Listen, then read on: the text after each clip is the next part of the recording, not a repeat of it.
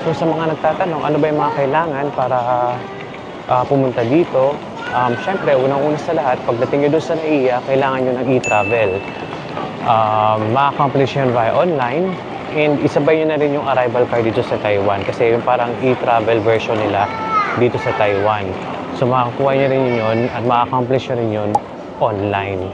So para hindi na kayo mahirapan, para hindi na hassle. So pagdating sa immigration, so alam mo na yung process mo sa immigration natin. So yung mga tanong, hanggang kailan, sinong kasama, anong hotel, yan yung mga usually tanong. Pero sa akin, ang tinanong na sa akin kung saan ako nag-work, and then tinanong kung kailan lang ako babalik. Then ayun na.